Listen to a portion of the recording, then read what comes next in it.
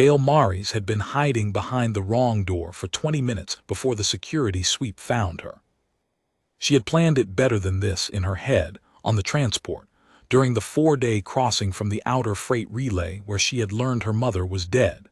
She had planned to walk up to Sub-Inspector Voreth-Den's office on level 11 of Druven Hegemony Trade Station Kethorath, wait until he was alone, put the recording on his desk, and ask him to explain it out loud. She had not planned what came after that. The plan had not extended that far, because she had not been thinking clearly for 4 days, and the rest of it had seemed like it would figure itself out. It did not figure itself out. The door she had been crouching behind opened onto a maintenance alcove that smelled of machinery coolant, and the 2 Druven security officers who found her were not surprised to find a human there. They were surprised to find one at all, which was worse, because surprised Druven security officers on a closed hegemony station did not ask questions first. She got her hands up fast enough. They still took the recording. The holding cell on level 3 had a bench, a sealed meal port, and a viewport looking onto the outer docking ring. Her mother's name had been Sera Maris.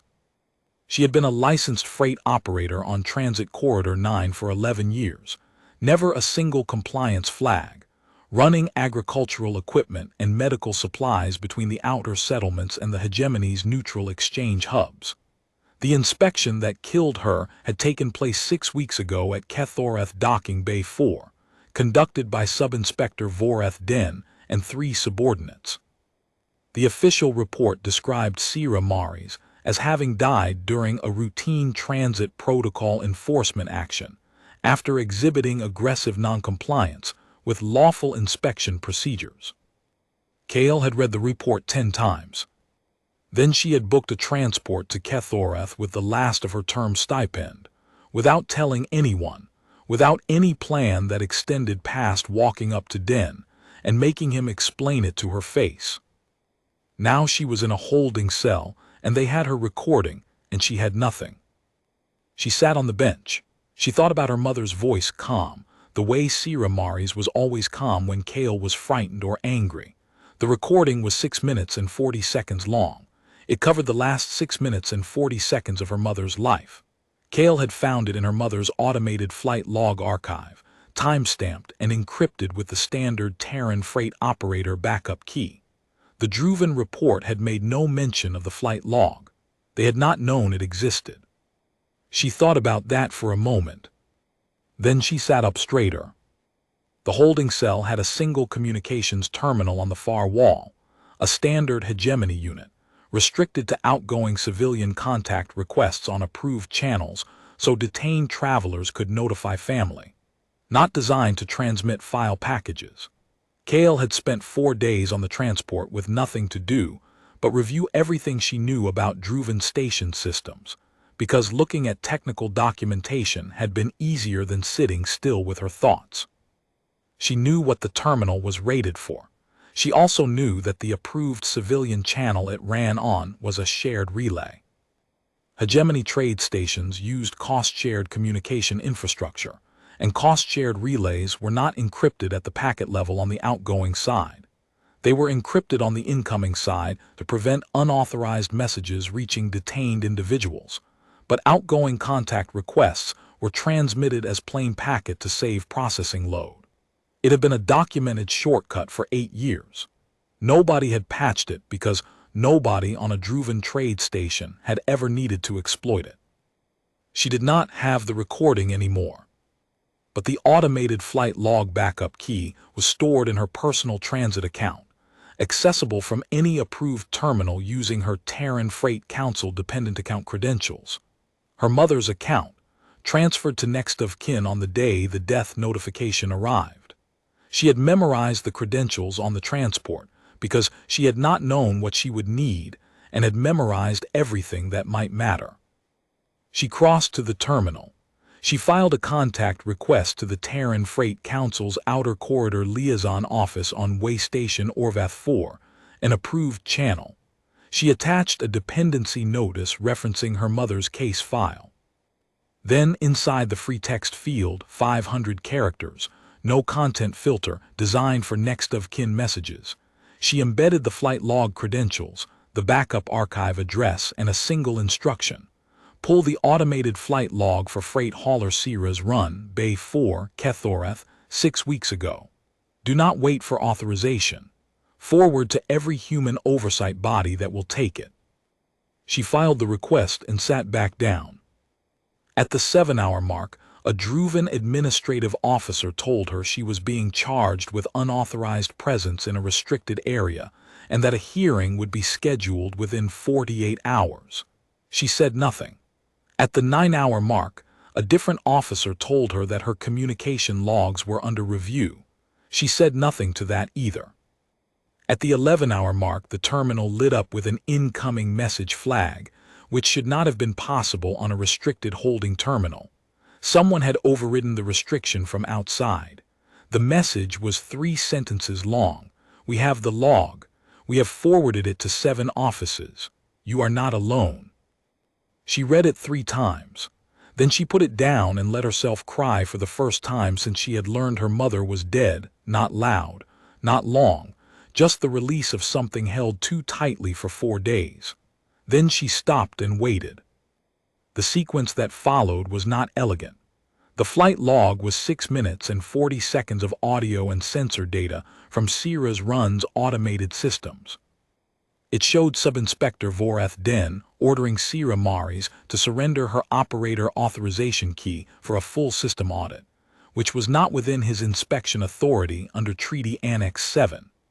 It showed Sera Maris telling him calmly that an authorization key surrender required a Level 2 compliance notice from the Freight Oversight Bureau, not a verbal order from a sub-inspector, and that she would cooperate once the correct paperwork arrived. It showed Den ordering his subordinates to seize the key by hand. It showed Sera Maris taking 1 step backward and formally protesting the seizure under the Transit Treaty. It showed a subordinate applying a Druven immobilization lance to her neck from behind, without warning, at a charge level that was not rated for a human cardiovascular system. It showed her falling. It showed her not getting up. It showed Den looking at her for approximately 4 seconds, and then ordering the cargo audit to proceed. The Freight Council legal officer transmitted the log to 7 bodies simultaneously. The Freight Treaty Oversight Commission, the Terran Department of Interstellar Affairs, the Outer Corridor Human Operators Protection Board, the Peripheral Institute for Transit Law, the Hegemony's own Internal Compliance Review Authority, and 2 independent human advocacy bodies. The Hegemony's Compliance Review Authority acknowledged receipt at hour 13 and issued a suspension notice against Den within the hour. At hour 17, the Freight Oversight Bureau froze his authorization codes. At hour 22, Kael's hearing was canceled without explanation.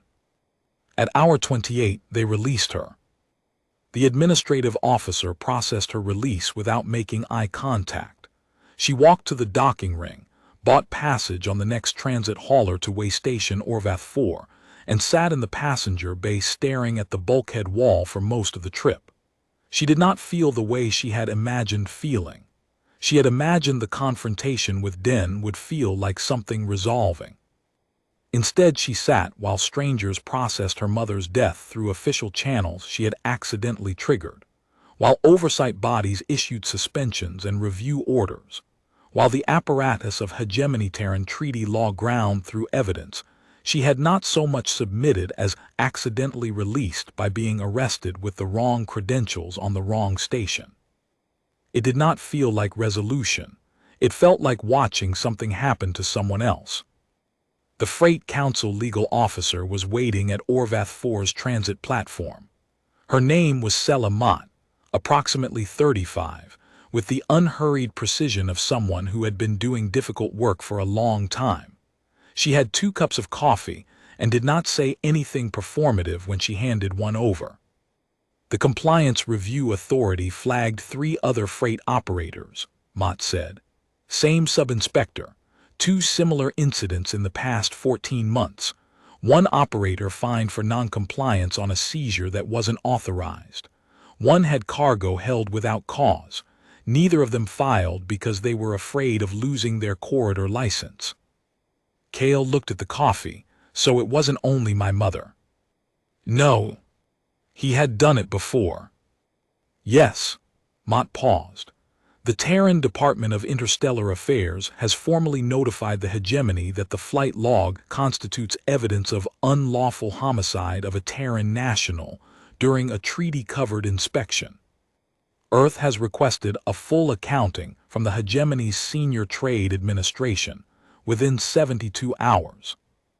And if they don't provide one, the department activates Protocol 7.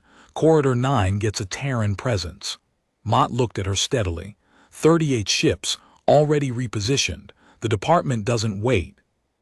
Kael looked out the viewport at the transit traffic in Orvath-Four's approach lanes. Freighters and tenders and one Terran courier hull with white and gray livery, moving at docking speed, unhurried. 38 ships, already in place before the 72 hours had started. She thought about her mother standing in docking bay 4, taking one step backward, saying formally that she was protesting the seizure. Calm. Following the protocol because the protocol was supposed to protect her. The protocol had not protected her. The filing had been false. No one had checked it for 6 weeks, until a 20-year-old engineering student had taken her term stipend and a badly formed plan to a station she had no business being on. What happens to Den? Kael said. His authorization is suspended. The Hegemony's criminal code covers unlawful use of an immobilization lance. If their review produces an honest accounting, and they have reason to produce one now, he faces prosecution. Mott paused. If they obstruct, that becomes part of the enforcement record. 38 ships make a clear argument. Kael nodded. She looked at a freight hauler berthed 2 rows down, standard outer corridor type. Same class as Sera's run. Weathered paint on the hull number and a dent in the forward cargo plate someone had straightened but not repainted. Someone had been flying it for years, maintaining it the way working people maintain the things they depend on. I didn't know what I was doing, she said. When I went to Kethorath, I had no plan. I made every mistake there was. You transmitted the evidence, Mott said, from a holding cell. From a terminal that wasn't supposed to transmit anything. Yes, Mott set her cup down. Den didn't know about the flight log. He didn't know your mother kept an automatic backup archive. He didn't know you'd memorized the access credentials. He didn't know about the packet relay shortcut. He filed a false report because he thought nothing could reach him. Kael finished the coffee. It was cold. He was wrong. Yes, Mott said, he was. The Hegemony's Senior Trade Administration provided its accounting at hour 68 of the 72-hour window. The accounting confirmed the flight log's version of events, acknowledged that Den's inspection had exceeded his lawful authority, that the immobilization lance discharge was unauthorized and fatal, and that the incident report transmitted to the Terran Freight Council had been materially false. The 38 ships held position in Corridor 9 for 4 more days, then withdrew to standard patrol stations. The withdrawal was formal and documented. Their presence during the 72-hour window was also formal and documented, in a record that would sit in the treaty archive for a long time. Sub-Inspector Voreth Den was remanded to Hegemony internal prosecution on charges of unlawful homicide and material falsification of an official report. The Freight Oversight Bureau opened a systemic review of corridor inspection conduct. 2 other operators filed secondary complaints within the week. Kael went back to the Periphery Institute. She sat the term examinations she had missed. She passed 3 of them and requested a supplemental sitting for the 4th. She called her mother's freight coordinator, a man named Eli Sorn who had worked Corridor 9 for 16 years and had known Sera Maris since before Kael was born, and they talked for a long time. She did not feel resolved. She felt something closer to exhausted, the specific hollowness of discovering that justice, when it finally arrives, does not fill the space the loss left. But it had come. Slowly, messily, through a badly planned trip and a holding cell and a communication terminal that was not supposed to work that way, and then through 38 ships holding quietly in a corridor, while a trade administration decided whether it wanted to tell the truth. She was 20 years old and she had nothing left of her mother except the memory of a voice on a 6-minute recording, staying calm until the end. It was not enough. It was never going to be enough.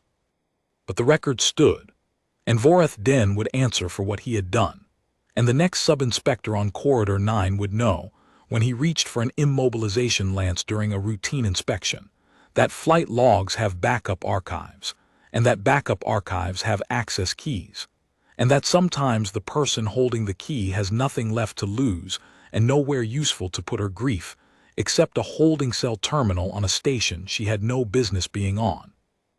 That would have to be enough. It was all there was.